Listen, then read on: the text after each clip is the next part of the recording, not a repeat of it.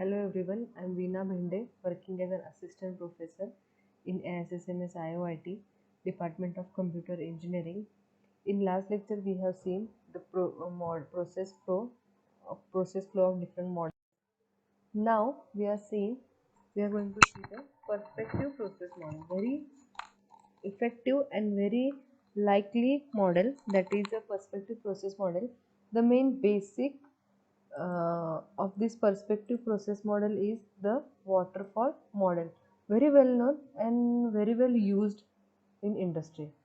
So a systematic sequential approach to software development that begins with the customer specifications of requirements and progress through planning, modeling, construction and deployment, culminating in ongoing support of the complicated software. The perspective process model,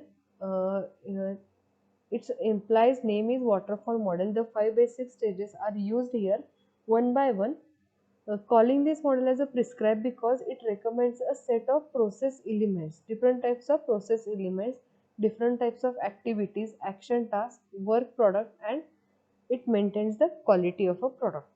Each elements are interrelated to one another called workflow. When the elements, that is a work, when activities which we are going to perform are interrelated with each other, then we call it as a workflow. Previously we have seen the perspective process model. Same diagram is repeated here. Now we will see the classic life cycle, that is a waterfall model, requirement analysis and definition. What the system services, constraints and goals are defined by the customer with system user. In the requirement analysis, we have to collect the different types of requirements from the end user. We have to analyze those requirements. We have to scheduling and tracking, that is addressing progress against the project plan. We have to assess the progress one every after every day, after every week, after every month, as per our proper scheduling. We have to assess the progress report of your software project. Require action to maintain the schedule. If the schedule has some disturbance, we have to take some proper actions to achieve our deadline. System and software design, how to establish an overall system architecture is discussed here. In design, we have to discuss the entire architecture, that is a view of our software, that is a modeling or designing part of our software, different types of abstractions, and to that abstraction we have to relate our system data. Integration and system testing, when we have a different small unit or different small modules, at the end, to combine, to collectively, when we call the software, we have to integrate all those small modules. So when we integrate some different unit, at that time, after the integration or integral part, we have to done the system testing. See, when small units are tested, they give their 100% work. When they integrate with each other also, at that time they have to work very efficiently. For that purpose, we have to do integration testing or system testing. After that, operation and maintenance. In that, this is the longest phase of the software life cycle, or we call it as a waterfall model, because the system installed and put in the practical use. When we have a system installed, we have to put that system in a practical use. We have to do maintenance, we have to correct the different kinds of errors, we have to overcome that errors, and were not discovered in the early stages of the life cycle.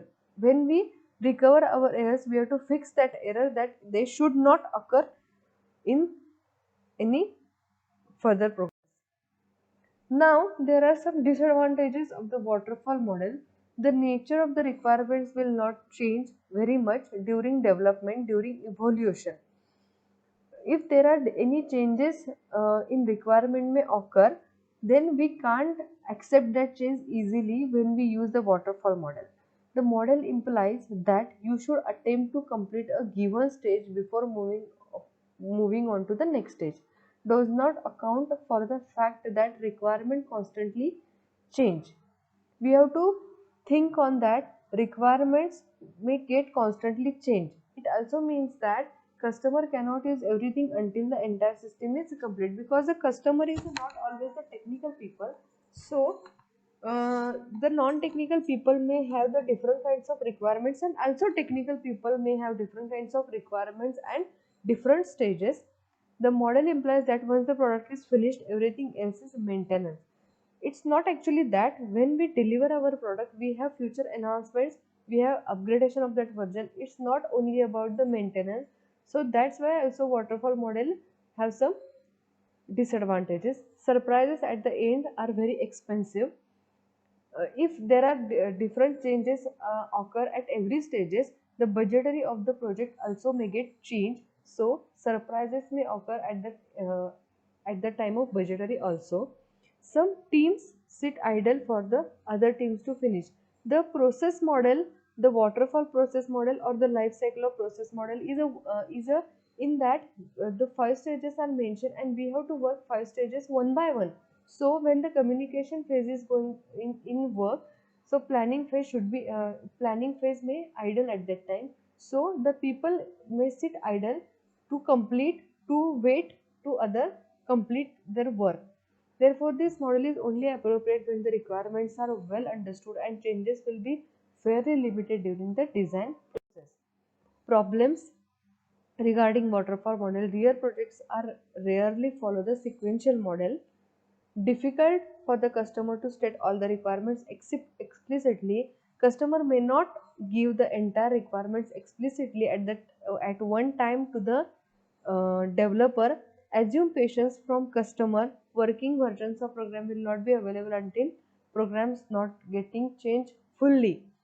Working version may not appear very quickly when we use the waterfall model. Thank you so much.